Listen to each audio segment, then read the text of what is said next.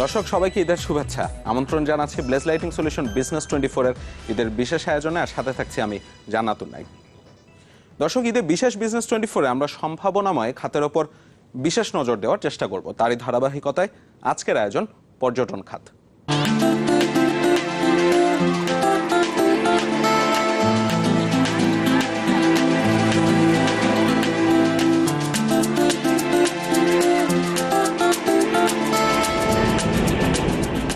ঈদের ছুটি বা অবসর কাটাতে লোকজন এখন বেড়াতে চলে যান দেশে বিদেশে। পর্যটন সংশ্লিষ্ট ব্যবসায়ী ও সংগঠনগুলোর হিসাবে শুধু এবারের ঈদেই দেশের ভেতরে বেড়াতে যাবেন অন্তত 10 লাখ লোক, আর 1.5 লাখ লোক যাবেন বিদেশে। শুধু এই উৎসবেই আড়াই হচ্ছে পর্যটন খাতে। সরকারি ও বেসরকারি হিসাবে পর্যটনের অর্থনীতি এখন প্রায় $10 বিলিয়ন। বাংলাদেশের সম্ভাবনা থাকলেও পর্যাপ্ত অবকাঠামো, নিরাপত্তা, প্রচারণার অভাবে পুরোপুরি বিকশিত হতে পারছে না এই খাত, এমন মত সংশ্লিষ্ট অনেকের। পর্যটন খাত নিয়ে দেখুন বাবু কামরুজ্জামানের রিপোর্ট।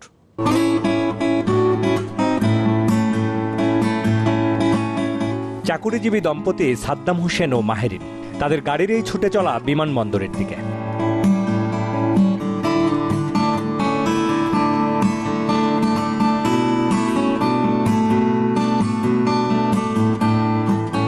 ঈদের লম্বা ছুটির অবসরকে বর্ণিল করতে এই দম্পতি এবার ছুটছেন দেশের বাইরে। আমরা নেপালে যাচ্ছি আমাদের ভ্যাকেশনটা এনজয় করার জন্য। বাংলাদেশে একটা সমস্যা যে ট্যুরিস্ট যে ফ্যাসিলিটিসগুলো সেগুলো ওইভাবে ডেভেলপড না।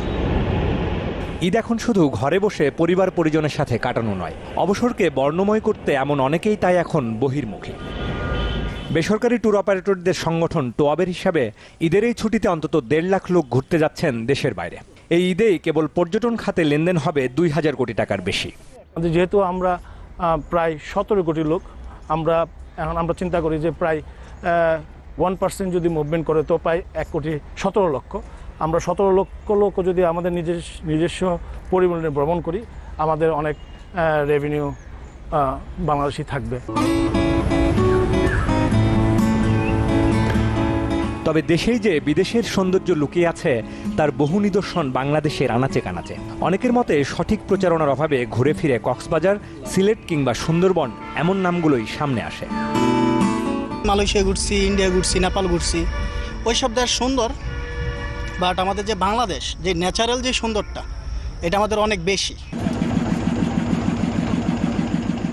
উদ্যোক্তা ও খাত সংশ্লিষ্টদের মতে নিরাপত্তা, অবকাঠামো, পর্যাপ্ত সুযোগ সুবিধা নিশ্চিত না হওয়ায় বাংলাদেশে বিদেশি পর্যটক বাড়ছে না আশানুরূপ। যদিও অনেকেই বলছে অবস্থা পাল্টেছে। এই সেক্টরে 200-এর উপরে আমাদের রিসোর্ট গড়ে উঠছে, যেখানে 2000 কোটি টাকার অনেক বেশি এখানে অলরেডি বিনিয়োগ হয়েছে। এবং আজকে যারা বিদেশে রেগুলার যাচ্ছিল, দেশের যে সমস্ত গেস্ট, অলরেডি সে সমস্ত গেস্টটা কিন্তু আমরা পাচ্ছি, ডোমেস্টিক গেস্টটা পাচ্ছি। এটা একটা সাংঘাতিক আশার আলো, কারণ ডোমেস্টিক গেস্ট যদি আসে তাহলে কিন্তু বিদেশি গেস্ট আসবে। রাজনৈতিক অস্থিরতা যদি বাংলাদেশে আর না থাকে, তাহলে আমরা পর্যটন দিক দিয়ে আমরা বলে দিতে পারি যে আমরা এশিয়ার একটা অবস্থান করতে পারবো। জিডিপির বিচারেও সম্ভাবনাময় এই শিল্প পিছিয়ে দক্ষিণ এশিয়ার অনেক দেশের চেয়ে। ওয়ার্ল্ড ট্রাভেল অ্যান্ড ট্যুরিজম কাউন্সিলের তথ্য অনুযায়ী প্রতিবেশী ভারতের জিডিপিতে প্রত্যক্ষ পরোক্ষভাবে এ খাতের অবদান প্রায় 7 ভাগ, মালয়েশিয়ায় 14 ভাগ, নেপালে প্রায় 9 ভাগ, আর শ্রীলঙ্কায় তা 11 ভাগ। অথচ বাংলাদেশে তা এখনও মাত্র 4 ভাগ। অনেকের মতে যা বাড়ানোর অপার সুযোগ রয়েছে। ডেফিনেটলি আমরা এই শিল্পটা দিয়ে আরও বেশি ইনকাম জেনারেট করতে পারি যদি আমরা ফরেন টুরিস্ট আনতে পারি বাংলাদেশে আরও বেশি করে। ডেফিনেটলি আগে আসছে, এখনও আসবে, এখনও আরও নিউ টেকনোলজি, ডিজিটাল টেকনোলজির দ্বারাই আরও ফিউচার আরও বেশি আসবে, যেটাতে আমাদের রেভিনিউ অনেক গ্রো করবে। সরকারি ও বেসরকারি হিসেবে 2014-15 অর্থ বছরে পর্যটন খাতে আয় হয়েছে $8 বিলিয়ন, যা একটু একটু করে বাড়ছে প্রতি বছর। প্রয়োজন সঠিক নেতৃত্বের মাধ্যমে পর্যটনের ব্র্যান্ডিং এবং তা বিশ্ব দরবারে যথাযথভাবে তুলে ধরা।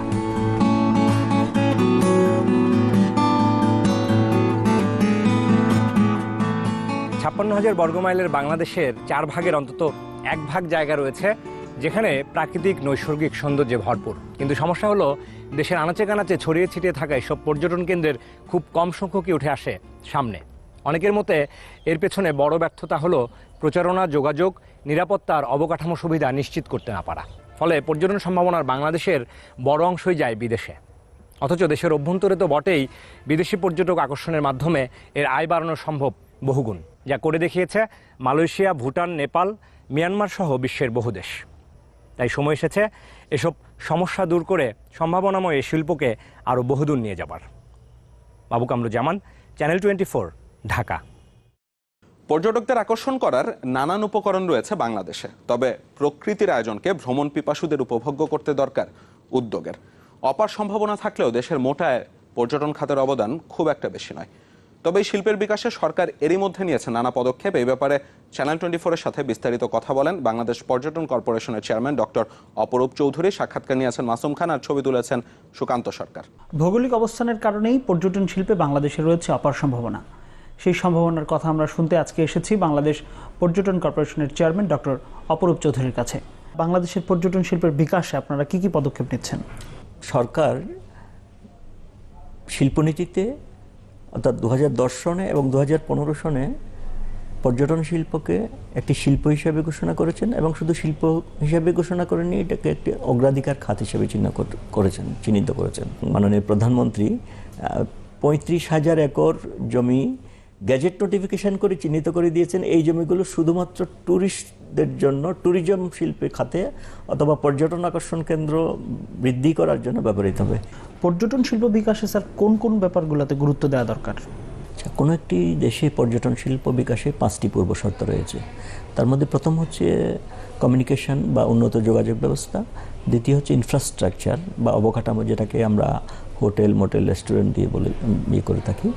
তৃতীয়ত হচ্ছে ফুড অ্যান্ড বেভারেজ, খাদ্য পানীয়, অতিথিদের ক্ষুধা নিবারণ করার জন্য।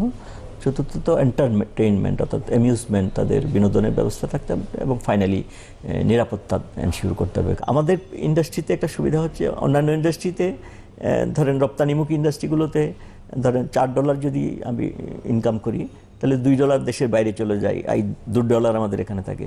আর পর্যটন শিল্পে ওই পর্যটক যদি $4 ব্যয় করেন, তাহলে $4 বাংলাদেশে থাকছে, ফরেন কারেন্সি রিজার্ভে সেটা যোগ হচ্ছে।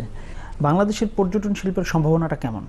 বাংলাদেশে নৈসর্গিক দৃশ্য এত সুন্দর, এত চমৎকার। আমাদের অনেক দেশ আছে তাদের শুধু সমুদ্র আছে, পাহাড় নেই। আবার অনেক দেশ আছে ল্যান্ডলক কান্ট্রি, শুধু পাহাড় আছে, সাগর নেই। আমাদের দেশে সাগর, পাহাড়, নদী, সবুজ সব কিছুই আছে।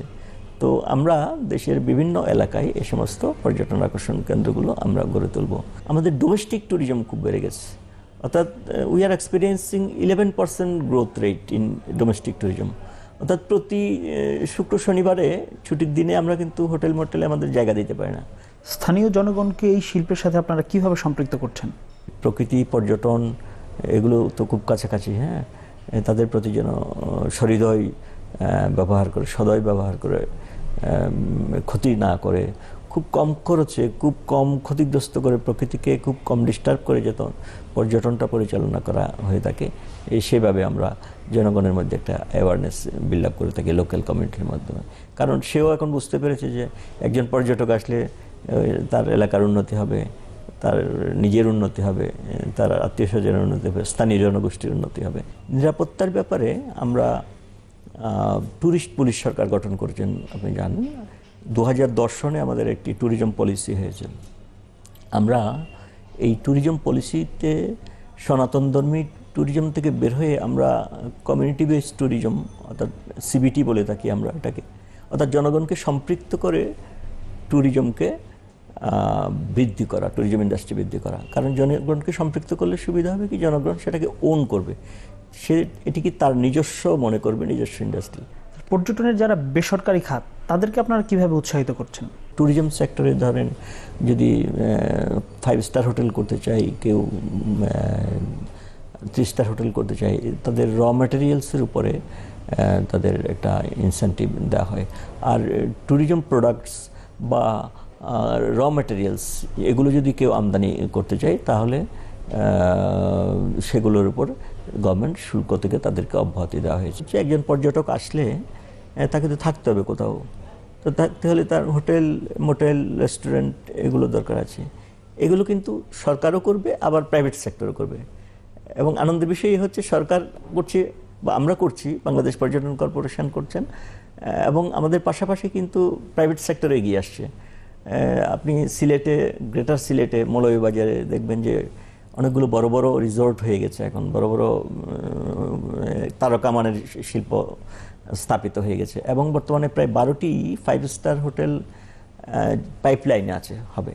দেশি বিদেশি দর্শকদেরকে আহ্বান জানাবো এই পর্যটন বর্ষে, please visit beautiful Bangladesh before visitors come. এবং দেশি দর্শকদেরকে বলবো, পর্যটকদেরকে বলবো, আপনারা বিদেশ ভ্রমণের আগে স্বদেশ ভ্রমণ করুন। স্যার, আপনাকে ধন্যবাদ অনেক কষ্ট করে আমাদেরকে সময় দেওয়ার জন্য।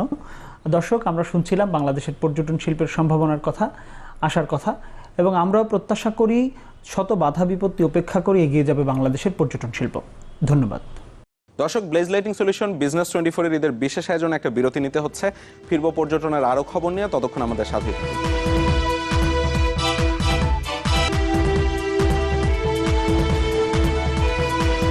দর্শক, দেখছেন ব্লেজ লাইটিং সলিউশন বিজনেস 24 ঈদের বিশেষ আয়োজন। আবিষ্কারের নেশাটা মানুষের স্বভাবজাত, সেই থেকে পর্যটক আর পর্যটন যেন মিলেমিশে একাকার। আর তাই তো নতুন কিছুর পানে ছুটে চলা মানুষ এখনো ঘুরে বেড়ান দেশে বিদেশে। এই ক্ষেত্রে এখন অনেক দেশের অর্থনীতির মূল চালিকা শক্তি আর বিশ্ব অর্থনীতি পাল্টে দেওয়ার ক্ষমতাও যেন এই পর্যটন খাত ধীরে ধীরে সঞ্চয় করছে। The world travels and tourism কাউন্সিলের হিসেবে পৃথিবীর অন্যতম বড় এই খাতের গড় প্রবৃদ্ধি 4%। টাকার অঙ্কে যা $7.2 ট্রিলিয়ন। অটোমোবাইল শিল্পের কাজ করা মানুষের তুলনায় 7 গুণ বেশি মানুষের কর্মসংস্থান এ খাত থেকে, অর্থাৎ গোটা পৃথিবীর প্রতি 11 জনের 1 জনের কর্মসংস্থান এ পর্যটন খাতে।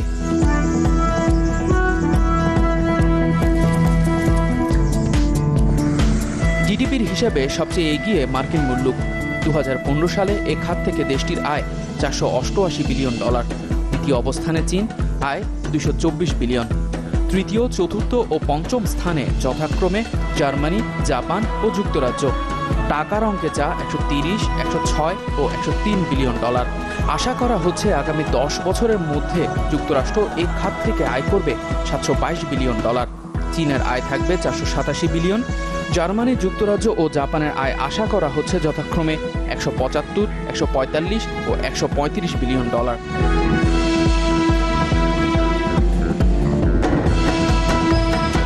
অবশ্য পৃথিবী জুড়ে পর্যটনের দিকে এখন বিশেষ নজর দিচ্ছে প্রায় সব দেশ। আর তাই 2015 সালে দেশের মোট জিডিপির 47.6% আয় করে এগিয়ে আফ্রিকা মহাদেশের উগান্ডা। ককেশাস অঞ্চলের আজারবাইজান রয়েছে দ্বিতীয় অবস্থানে, আয় 30.7%। পরের তিনটিতে রয়েছে প্যারাগুয়ে, কাতার ও তানজানিয়া, আয় যথাক্রমে 27.9%, 23% ও 22.1%। আর 2026 সালের মধ্যে উদীয়মান পর্যটন অর্থনীতির দেশ হিসেবে এগিয়ে আসতে পারে নামিবিয়া, জাম্বিয়া, কাজাকিস্তান, ভারত ও মিয়ানমার।